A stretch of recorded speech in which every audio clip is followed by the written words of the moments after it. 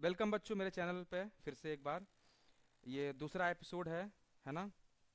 और इस एपिसोड में हमारे साथ हैं साल्वी चवन और संजीवनी बुरके, जो 2024 में इन्होंने अपने क्लास 10th को पास किया है। और ये दिखने में जितने सिंपल हैं उतने सिंपल है नहीं। इन्होंने अपना नाम रोशन किया है, अपने परिवार का भी नाम रोशन किया है। तो इन्होंने क्या किया है आइए इन्हीं से जानते हैं। तो शुरू करते हैं संजीवनी से। ये संजीवनी। मेरा नाम संजीवनी लक्ष्मण भुटके है। मैं हूँ तो नांदेड़ से, लेकिन अभी मैं मुंबई में ही रहती हूँ। मेरे पापा आयुर्वेदिक डॉक्टर है सेंट्रल गवर्नमेंट में। मम्मी भी डॉक्टर है, बट फिलहाल वो हाउस वाइफ है। और मुझे इस साल बोर्ड में 95% है। ओके। तो ये इनका इंट्रोडक्शन है कि इन्होंने इस बार बोर्ड में 95% लेके आए। और इनका स्कूल के बैनर पे लीडर बोर्ड में इनका प्रॉपर फोटो और नाम भी था। हालांकि मैं इनको हमेशा मोटिवेट करता रहा कि आप वहाँ पे नाम लेके आओ, और उन्होंने वो कर दिखाया। ठीक है। अब आते हैं शाल्वी चवन के पास। आप बताइए ज़रा अपने बारे में। मेरा नाम शाल्वी चौहान है।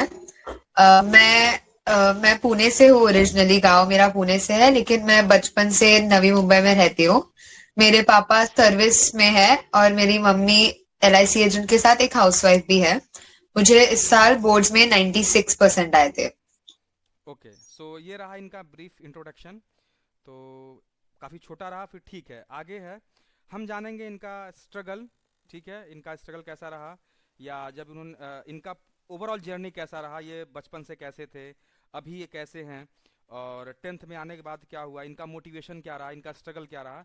इस सब के बारे में हम बारी बारी से एक एक लोगों से हम पूछते हैं। तो सबसे पहले आप बताइए संजीवनी कि आपका कैसा स्ट्रगल रहा। आपने आपका क्या मोटिवेशन था, और आप 10th में आने के बाद कैसा फील कर रहे थे।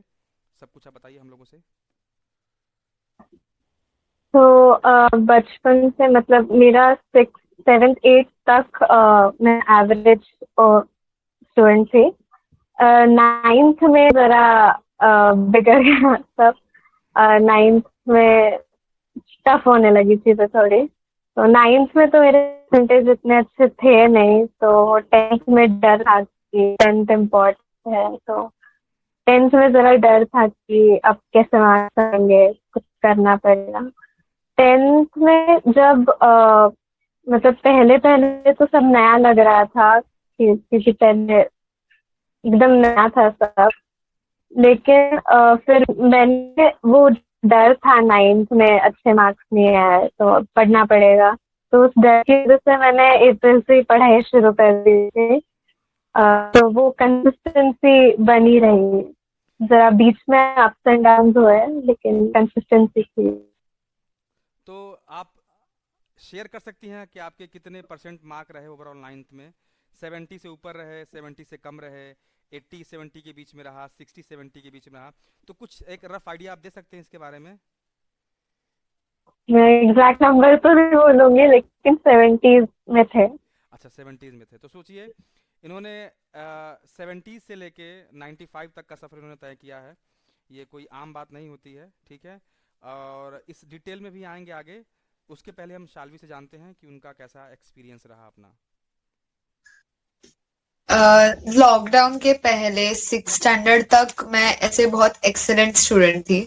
मैं लास्ट मिनट पढ़ाई करती थी, विच मेरे ओपिनियन में अभी गलत है। अभी मैं वो करना छोड़ दिया। मैं अभी प्रॉपरली पहले से पढ़ाई करती हूँ, स्टार्टिंग से। एंड तब तक 6 स्टैंडर्ड तक वो चल जाता था, लास्ट मिनट पढ़ के मार्क्स अच्छे आ जाते थे, कोई इशू नहीं था। लेकिन 9th में आने के बाद रियलाइज हुआ कि वो नहीं चलेगा अभी। तो 9th के मिड टर्म में 80 मार्क्स के पहले पेपर में परसेंटेज थोड़े खराब आए थे, मुझे याद नहीं है अभी, लेकिन अच्छे नहीं थे। एंड तभी मम्मी पापा ने डिसाइड किया कि खुद से पढ़ाई नहीं हो रही है तो इंस्टीट्यूशन में डालते हैं। तो इंस्टीट्यूशन में गई 9th में, फिर जाके 9th के एंड में थोड़े ठीक ठाक 85 86% आए थे कुछ। तो तब आई वाज लाइक ठीक है, अच्छा है, मतलब बेस्ट नहीं है लेकिन ठीक है, और बेटर कर सकते हैं। एंड 10th अभी स्टार्ट हो गया, आई थिंक 1 2 हफ्तों में जल्दी से इन्होंने स्टार्ट कर दिया। एंड तभी ऐसे कुछ मेरे लिए बोर्ड्स कभी इतना बड़ा, जितना लोग बोलते थे ना बोर्ड्स है बोर्ड्स है, मुझे इतना कुछ लगता नहीं था। डर नहीं था मेरे दिमाग में कभी बोर्ड्स का, प्रेशर वगैरह वो सब बाद बाद में 9th जब एंड होने लगा, जनवरी दिसंबर वगैरह, वो टाइम पे फील हुआ।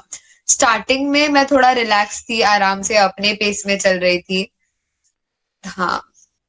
अच्छा, तो ये रहा आपका जर्नी, मतलब ये जैसे जैसा मैंने नोटिस किया इन लोगों क्लास में, तो जो संजीवनी थी वो शुरू से ही वो लगती थी और बहुत क्या बोलते हैं, सीरियस रहती थी अपनी चीज़ों को लेके, अपने टारगेट को लेके बहुत सीरियस रहती थी, हमेशा वो हमको पढ़ती हुई दिखती थी।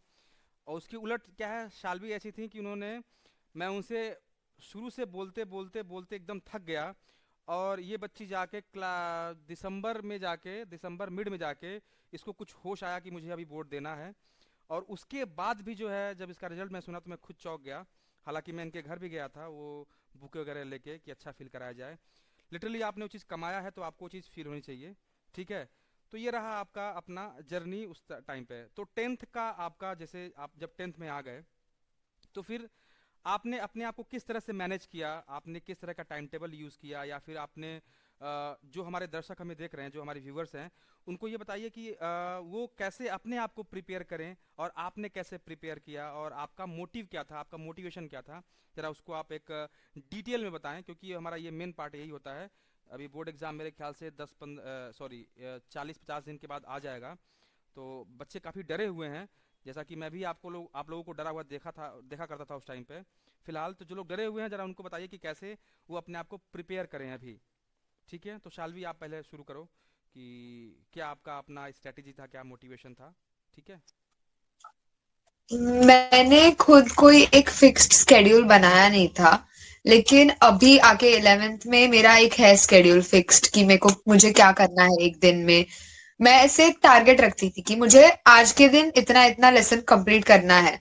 तो वो बहुत हेल्पफुल होता है, क्योंकि कितना भी टाइम लगे, वो आज के दिन वो टारगेट खत्म होना चाहिए। तो वो बहुत हेल्पफुल होता है, क्योंकि थोड़ा थोड़ा करते करते सब कंप्लीट हो जाता है उसमें। And consistency and daily revision सबसे ज्यादा इंपॉर्टेंट है। रिवाइज करते रहना है, करते रहना है। कोई भी सब्जेक्ट हो, इंग्लिश हो, एसएसटी हो, मैथ हो, मैथ्स में तो प्रैक्टिस डेली का बहुत इंपॉर्टेंट है। सब बोलते हैं कितना इंपॉर्टेंट है, वो बाद में जाके समझ आता है कि कितना करना चाहिए। डेली एटलीस्ट 1 घंटा मैथ्स का प्रैक्टिस बहुत इंपॉर्टेंट है मेरे ओपिनियन में। एंड रिविजन हर चीज का, रीडिंग बाकी सब्जेक्ट्स के लिए। ऊपर से मैंने सबसे ज्यादा आई थिंक एंड में पीवाई क्यू सॉल्व किए थे, previous year question papers. And वो लाइक सीबीएसई एक हर साल रिलीज करता है, पिछले साल के और उसके पिछले साल के। तो उससे हम लोग को प्री बोर्ड्स में एंड इवन बोर्ड्स में बहुत सारे क्वेश्चंस आते हैं। तो वो आई थिंक सॉल्व करना बहुत यूजफुल होता है। और मेरा वही सबसे ज्यादा तो वही मैंने किया। और मोटिवेशन का बोला जाए तो आई थिंक टीचर्स से मोटिवेशन सबसे ज्यादा आया था मुझे। याद है एक स्कूल की एग्जाम होने के बाद मेरी एक टीचर बोली थी मुझे कि I expected more from you. And ऐसे वो थोड़ा सा टर्निंग पॉइंट था मेरे लिए कि टीचर्स मेरे एक्सपेक्ट कर रहे हैं। ऑब्वियसली पेरेंट्स तो एक्सपेक्ट करते ही है, लेकिन टीचर्स भी एक्सपेक्ट कर रहे हैं, एंड ऐसे उन लोग को डिसअपॉइंट करने का डर होता था मन में। ओके, तो एंड आपने, ऐसे सर। हाँ। हाँ बोलिए, आपने एनसीईआरटी कितनी बार सॉल्व किया था, जैसे अगर आप मैथ्स का क्या किया था, साइंस के कैसे एनसीईआरटी को आपने टारगेट किया था, तो इसके बारे में आप कुछ बताएंगे हमें। एनसीईआरटी मैथ्स के तो क्वेश्चन सॉल्विंग होता है, तो 3 से 4 बार कम से कम हुआ डेफिनेटली। एग्जाम्पलर में से भी क्वेश्चंस करती थी मैं, एनसीईआरटी के एग्जाम्पल्स और वर्कशीट के क्वेश्चंस। सॉल्व एग्जाम्पल्स जो सॉल्व नहीं किया है वो सब एटलीस्ट 3 से 4 बार।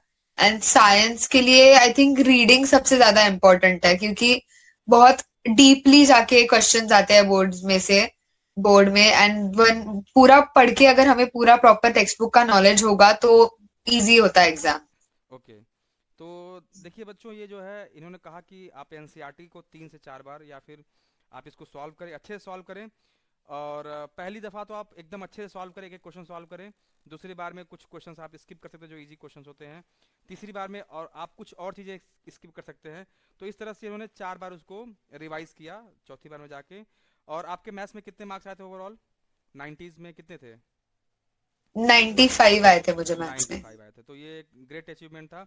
मेरे भी 92 आए थे। तो जो बच्चों का 92 से ऊपर आता है, मैं समझ लेता हूँ कि जिनको मैं पढ़ाया हूँ वो मेरा पढ़ाया हुआ सफल हो गया है, और बच्चों ने उसको ग्रैब किया है और मेरा नाम ऊंचा किया है। ठीक है। हालांकि आपने अपने फैमिली वालों का भी नाम काफ़ी ऊंचा किया है और आपने अपने अंदर एक कॉन्फिडेंस भी डेवलप कर लिया है कि हम अभी फ्यूचर में कभी भी कुछ भी कर सकते हैं। ठीक है, तो आते हैं संजीवनी की, सुनते हैं कहानी। क्योंकि देखो, दो बच्ची हमारे साथ हैं और दोनों का जो बिहेवियर है अलग अलग है। एक है वो थोड़ी स्मार्ट है, मतलब थोड़ा उनका दिमाग तेज है।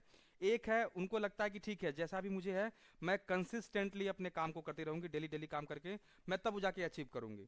तो आप देखिए कि आप यहाँ पे कहाँ फिट बैठते हैं, तो आप भी वही अप्रोच अपनाइएगा। नहीं तो वरना अगर आप सहवाग हैं और लगे राहुल द्रविड़ की तरह खेलने, तो फिर आप नहीं चल पाएंगे। या फिर अगर राहुल द्रविड़ हैं तो सहवाग बनेंगे तो फिर गड़बड़ हो जाएगा। तो ठीक है संजीवनी, आप बताइए आपका क्या अपना एक्सपीरियंस रहा। तो स्केड्यूल तो मेरा भी नहीं था, लेकिन कंसिस्टेंसी थी। एटलीस्ट 3-4 घंटे मैं पढ़ती थी रोज। और फिर टिप्स में सैम्पल पेपर सॉल्व करना बहुत इम्पोर्टेंट है, क्योंकि मैं मैथ्स में बिल्कुल अच्छी नहीं थी, मतलब 9th में तो नहीं थी, लेकिन फिर 10th में ऐसे कंसिस्टेंटली मैंने मैथ्स की प्रैक्टिस की थी। जैन में मैंने बहुत सारे सैम्पल पेपर सॉल्व किए थे, एटलीस्ट 10-15 मैथ्स के लिए किए होंगे। एनसीईआरटी भी मैंने 3-4 बार तो सॉल्व की होगी। तो अभी तो मतलब ऑलमोस्ट आने ही वाला है बोर्ड।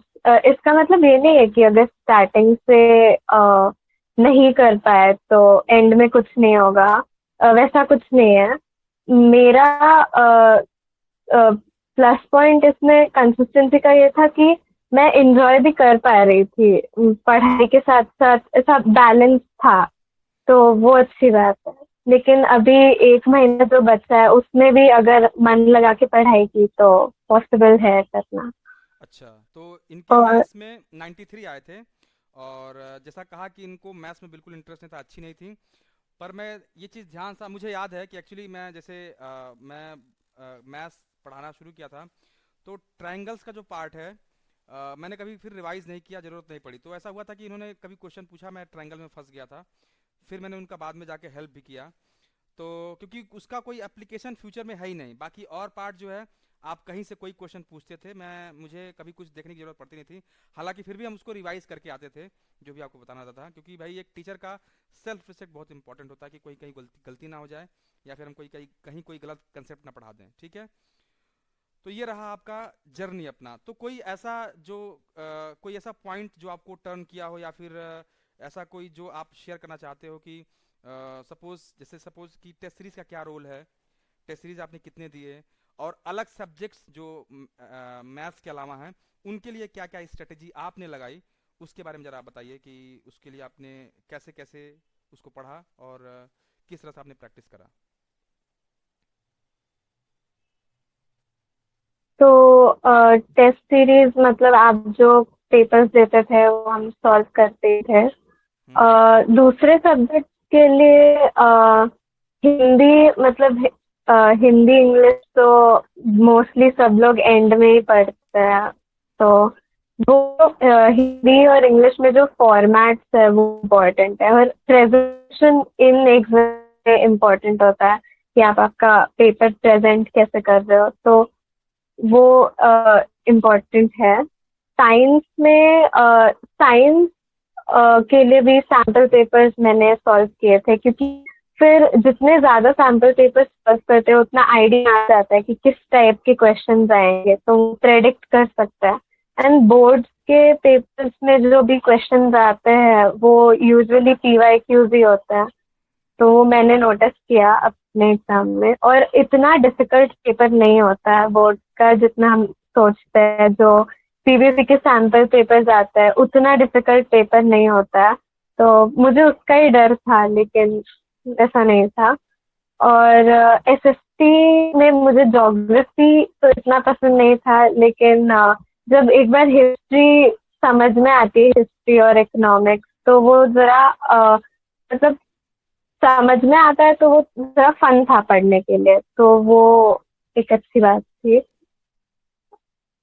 और आपने कोई अलग बुक फॉलो किया था, जैसे एनसीईआरटी के अलावा कोई और बुक जो है जिसमें जिससे आपने प्रैक्टिस करी हो मैथ्स के लिए, या फिर किसी सब्जेक्ट सब्जेक्ट के लिए?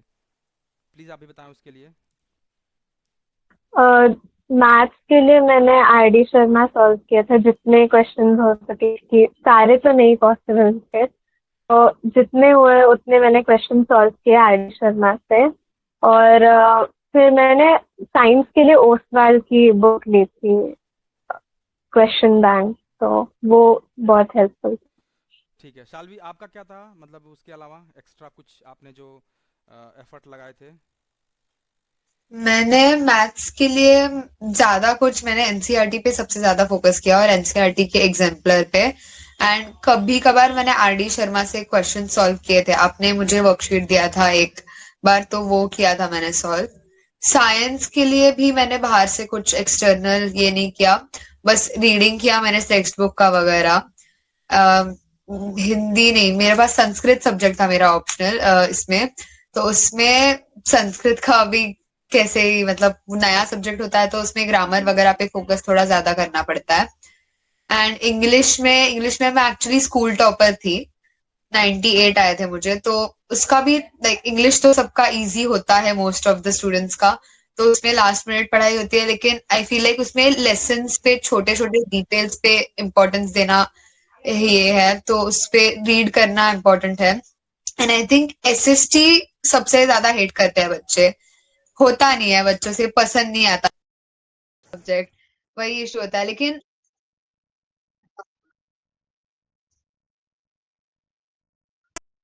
हाँ।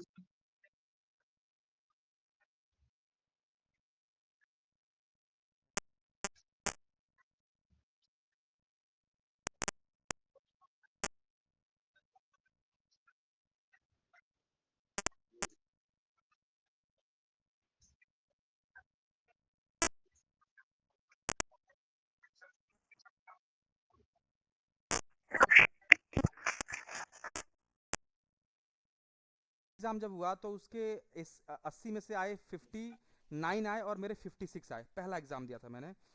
उसके बाद दूसरा एग्ज़ाम जब दिए तो मेरे 2 नंबर ज़्यादा आए उससे, 2 नंबर ज़्यादा आए, तो वो लड़का थोड़ा सा वो सहम गया। लेकिन जो हमारे टीचर थे उनको लगता था कि वही टॉप करेगा। तो फिर क्या हुआ, जब मेरा बोर्ड एग्जाम, मेरे रिजल्ट आए तो उनको याद था कि इसके 8 नंबर के छूटे हुए थे या 8 नंबर का प्रॉब्लम हुआ था। मेरे एग्जैक्ट 92 आए थे और उस बात को लेके इतनी खुशी हुई कि 100% इसने एक्यूरेसी अपनी दी है एग्जाम में। तो ठीक है, तो ये मेरा अपना एक्सपीरियंस रहा, मैंने यहाँ पे शेयर कर दिया। और उस टाइम मैंने स्कूल टॉप भी किया था। मैं हर बात एक जरूर कह लेता हूँ, क्योंकि भाई वो आपको एक प्राउड फील देता है, एक घमंड नहीं होता, एक प्राउड फील होता है, क्योंकि आपने मेहनत करी है और आप करते हो। ठीक है, और कहीं ना कहीं आपकी इन बातों से कोई और भी मोटिवेट हो सकता है।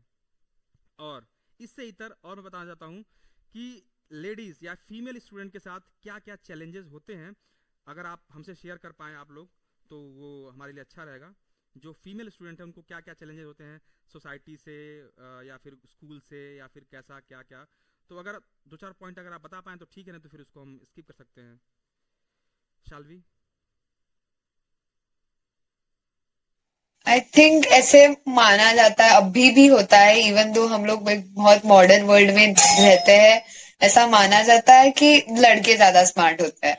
अभी हमारे स्कूल का जो टॉपर है वो एक लड़का ही है, तो ऐसे वो स्टेरियोटिपिकल तो ऑब्वियसली है कि लड़के ज्यादा स्मार्ट है, तो प्रूविंग योर सेल्फ कि हम लोग भी है इक्वली स्मार्ट और इवन बेटर, तो वो बहुत एक कि इस समय जो फीमेल स्टूडेंट्स हैं उनके साथ क्या क्या चैलेंजेस होते हैं सोसाइटी को लेके, स्कूल को लेके, या फिर कहीं को लेके, ज़रा आप उसको भी आप बताइए कि उसको आप कैसे टैकल करती हैं। तो can you please tell me about that? तो अभी ऑब्वियसली हम इतने मॉडर्न वर्ल्ड में रहते हैं, फिर भी स्टीरियोटिपिकल होता है कि लड़के ज्यादा स्मार्ट होते हैं लड़कियों से।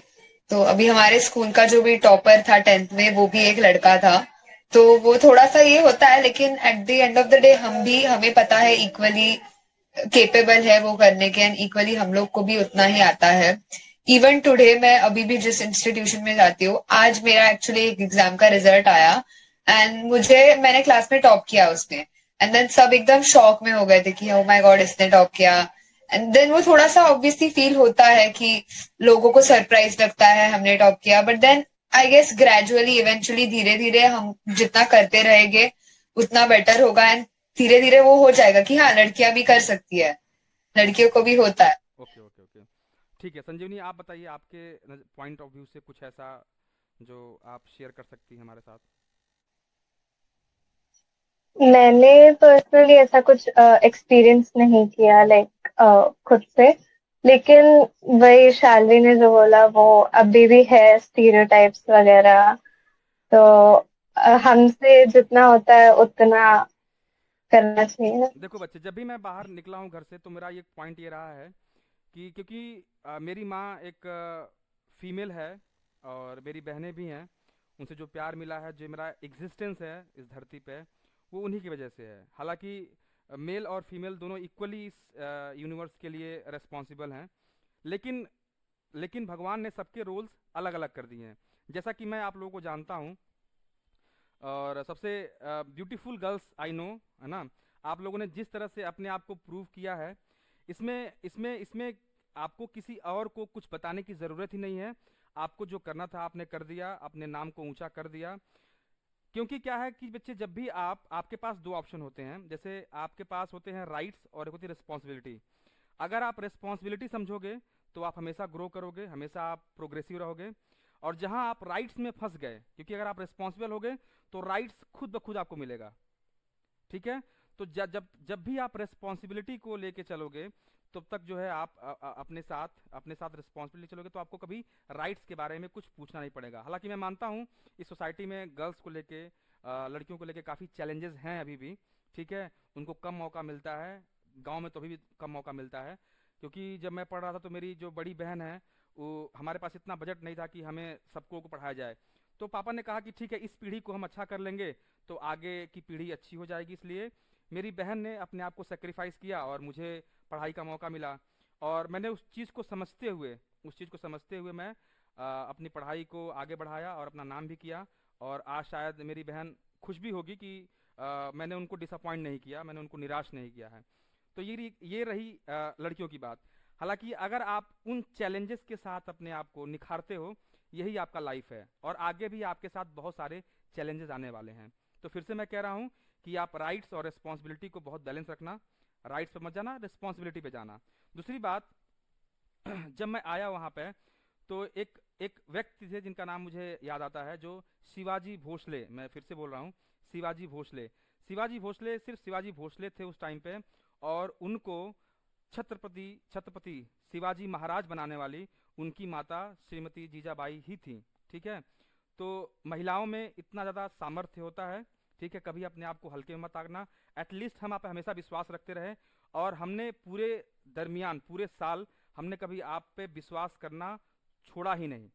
आपको अगर मालूम हो, हमेशा मैं आप लोगों से आपकी तारीफ़ें, आपके मीन्स जो भी अच्छी चीज़ें थी, जैसे कि आपको एफर्ट देना, आपको मोटिवेट करना, हमारा हमेशा यही आदत रहा कि आप लोग अच्छा करोगे। ये मेरा हमेशा से विश्वास रहा। ठीक है, अगर मैं अपनी बात कर ही रहा हूँ, तो मेरा क्या रोल रहा है उस टाइम पे कि जो आपको इम्पैक्ट किया, कुछ पॉजिटिव कुछ नेगेटिव, या सब पॉजिटिव या सब नेगेटिव, आप बिल्कुल खुल के बोलिए। ये पब्लिक डोमेन में जाएगा, मुझे कोई एतराज़ नहीं है, मैं उसको इम्प्रूव कर लूँगा। पर तब क्या था और आप क्या, फिलहाल तो मैं आईआईटी में आ चुका हूँ, उस टाइम तो मैं एनआईटीएन था, अभी आईआईटीएन हूँ। ठीक है। तो ये आप लोगों के लिए एक प्राउड वाला मोमेंट है। तो बताइए कि कैसा रहा मेरे साथ आपका अपना पर्सनल एक्सपीरियंस। हाँ संजीवनी, बताओ आप। तो मतलब जब भी मुझे याद है, जब भी एग्जाम्स के बाद मतलब कम मार्क्स आते थे, तो आप मतलब ऐसे कभी चिल्लाते नहीं थे, हमेशा मोटिवेट करते थे। तो वो जब मैं घर जाती थी चल के ट्यूशन से, तो तब मुझे वो वर्ड्स याद आते थे, और फिर लगता था कि कर सकते हैं हम। अ, इस एग्जाम में अच्छे नहीं आया तो क्या हुआ, नेक्स्ट एग्जाम में ट्राई कर लेंगे। तो वो हमेशा था। और आप जब भी नया चैप्टर शुरू होता था, तो आप जब फॉर्मूलाज को मतलब सिर्फ हमें लर्न करने नहीं बोलते थे, लेकिन एक्सप्लेन करते थे कि वो फॉर्मूलाज एक्चुअली कैसे बने। तो वो मुझे बहुत पसंद आता था, अभी भी याद रहता है सब। तो मतलब अभी भी सब फॉर्मूले तुमको याद हैं लगभग लगभग। हम्म। ओके। और आगे। और आपके जो भी आपने लाइफ एक्सपीरियंसेस शेयर किए हैं, तो वो हमेशा मोटिवेशन देता है, मुझे अभी भी याद आता है वो। तो ठीक है। डेफिनेटली प्राउड फील होता है कि आप सर थे हमारे। ठीक है, thank you very much. And Shalvi, ये कुछ गंदा मत कहना, मतलब मैं ऐसे बोल रहा हूँ, पर अपने रियल एक्सपीरियंस शेयर करना, ठीक है।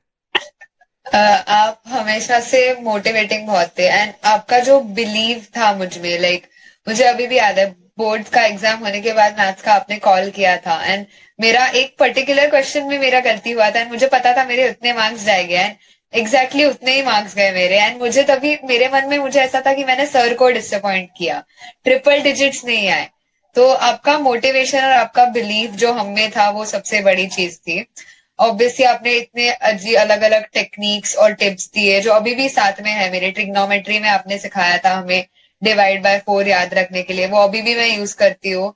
एंड मोटिवेशन, और आपने आपके साइड से जो एफर्ट दिया, लाइक हमारे क्लास 3 दिन होते थे हफ्ते में, तो उसमें से सर और एक्स्ट्रा 2 दिन लग जाते थे, 2-2 घंटे के लेक्चर, ताकि हम लोग खुद जाके पढ़ाई करें, मेरे जैसे लोग जो ज्यादा उन लोग को टाइम और एक जगह मिले, सेफ स्पेस जहाँ पे हम लोग पढ़ सके, डाउट्स पूछ सके।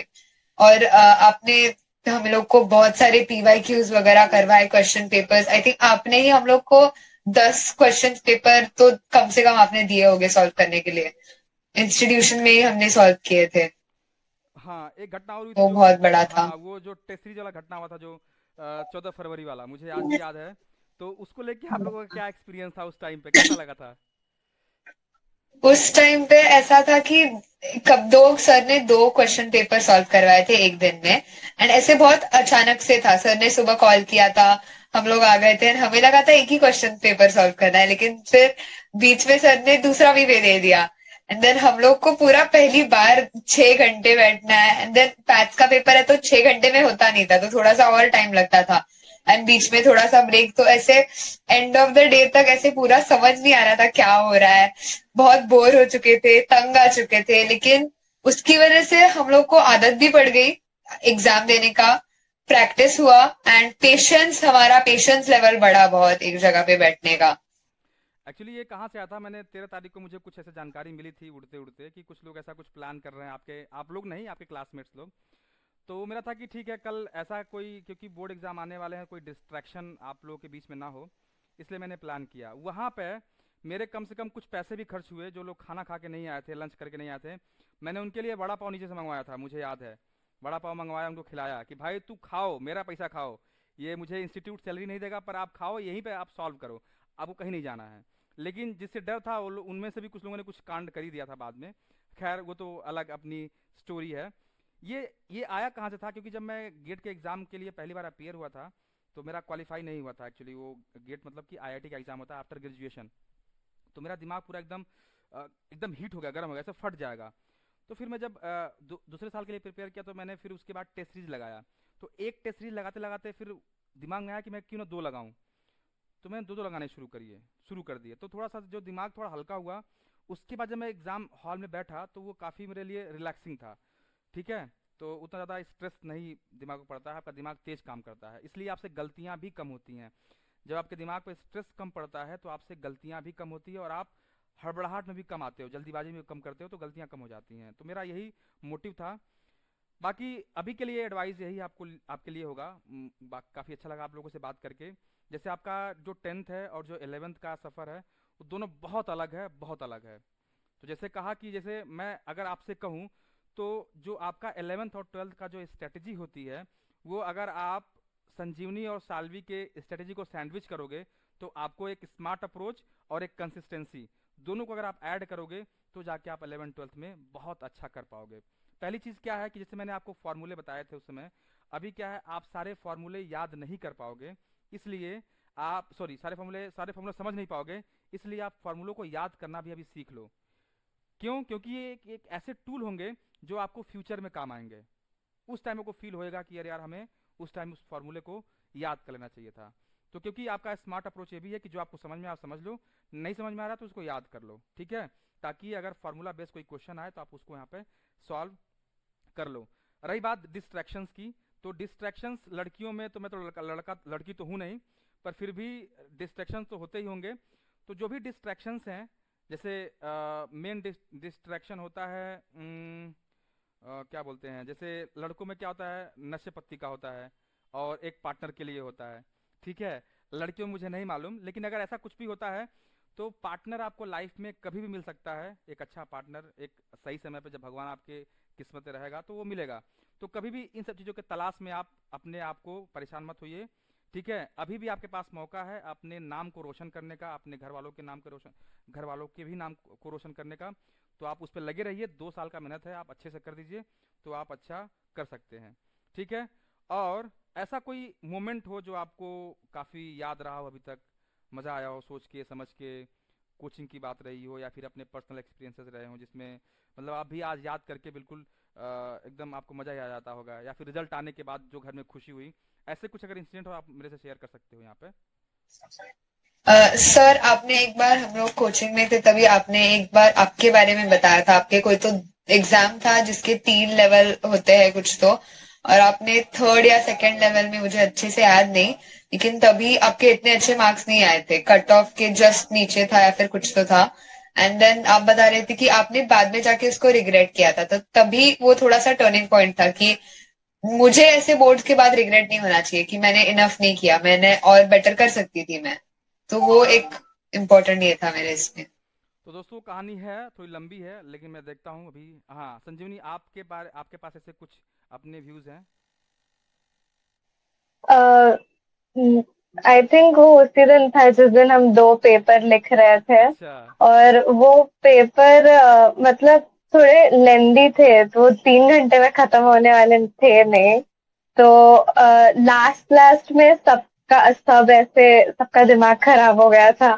तो एंड एंड में सब लोग यूनिटी से हेल्प कर करके लिख रहे थे, और फिर हमने एंड में सबमिट कर दिया और फिर घर चले गए। और मैंने तो जब आपकी वो आपके याद नोट्स है। जब चेक करे थे मैंने अपने पास से, तो मैंने एकदम डिटेल में चेक करे थे, अगर आपने देखा होगा तो मैंने एक एक पॉइंट पे कहाँ पे क्या गलती करा आपने, पूरे एकदम एक एक पॉइंट से, है ना, कि कहाँ पे गलती करी है, कैसे आपको लिखना चाहिए, कैसे आपका प्रेजेंटेशन स्किल होना चाहिए, मैंने सब कुछ करा था। तो लिटरली आपके साथ मेरा बहुत अच्छा एक्सपीरियंस रहा वहाँ पे, ठीक है। और जो कहानी अभी शालवी बोल रही थी कि जो 3 पेपर की बात थी, तो मैं कुछ ऐसा हो गया था बीटेक में, जब मैं गया था तो वहाँ पे एक अच्छा एटमॉस्फेयर हमको नहीं मिल पाया, तो मैंने पेन पेपर बैग लेना सब छोड़ दिया था।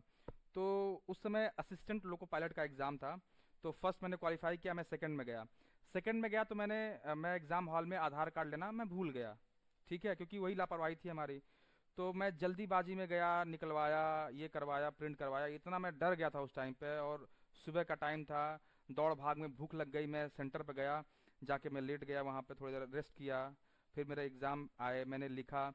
लिखने के बाद मैं क्वालिफाई हो गया, सेकेंड राउंड भी, थर्ड राउंड भी मेरा सिंपली क्वालिफाई हो गया। लेकिन जो ओवरऑल क्वालिफाइंग था क्राइटेरिया, मतलब मैं तो एग्ज़ाम तो क्वालिफाई हूँ, मैं आज भी वेटिंग में हूँ, याद रखो, मैं आज भी असिस्टेंट लोको पायलट के एग्ज़ाम, जो वो ट्रेन के ड्राइवर होते हैं, उसमें आज भी मैं वेटिंग में हूँ। 2018 की वैकेंसी थी, मैं अभी आज भी वेटिंग में हूँ, अभी तक क्लियर नहीं हुआ है। लेकिन वो चीज़ें हमको बहुत ज़्यादा हिट करी थी, उसके बाद से मैं जो है बहुत सुलझा हुआ हो गया। फिलहाल तो मैं आईआईटी में आ गया, शायद मेरी किस्मत में यही मंजूर था। अभी मेरे बैग में आपको सब कुछ मिलेगा, उसमें टेप मिलेगा आपको, ग्लू मिलेगा आपको, आपको पेन मिलेंगे, आपको मेरे एटीएम कार्ड, आधार कार्ड, सब कुछ मिलेगा। तो इस तरह के चेंजेस आपके लाइफ में आते रहते हैं। फिर मैं कहता हूँ कि हमेशा आपको अपने अपने लिए प्रॉब्लम को सुनने के बाद आपको सल्यूशन ओरिएंटेड होना चाहिए। ऐसा नहीं कि प्रॉब्लम आ गया लगे चिल्लाने लगे रोने, नहीं, शांत रहो, प्रॉब्लम देखो, उसके सल्यूशन के बारे में सोचो, घबराओ नहीं, ठीक है। तो ये रही हमारे साथ दो आयरन लेडी, है ना, इम्पावर्ड लेडी, जो कि जिनको मैं जानता हूँ, ये सच में इन्होंने अपने एम्पावरमेंट को प्रूव किया है। इनके लिए किसी तरह से समाज में या कहीं से भी किसी तरह के मीन्स टिक मार्क या चेक मार्क की ज़रूरत नहीं है, इन्होंने खुद को प्रूव करा है। और मैं इनके लिए आशा करता हूँ कि आगे भी ये अपने आप को प्रूव करते रहेंगी।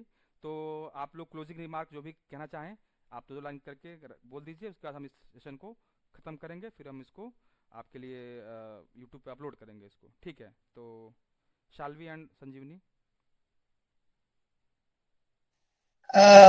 मैं तो बस यही कहना चाहूंगी कि अभी है बोर्ड्स कुछ दिनों में, 30 डेज 40 डेज, कितना भी टाइम हो, डरना नहीं है। प्रेशर लो ऑब्वियसली, क्योंकि प्रेशर और स्ट्रेस अच्छी चीज होती है, वो मोटिवेशन की तरह यूज किया जा सकता है, लेकिन डरना नहीं है। कॉन्फिडेंस रखना है खुद में ऑब्वियसली। एंड मेरे पेरेंट्स मुझे हमेशा बोलते हैं कि बोर्ड सब नहीं है, लेकिन बोर्ड्स एक गेट है।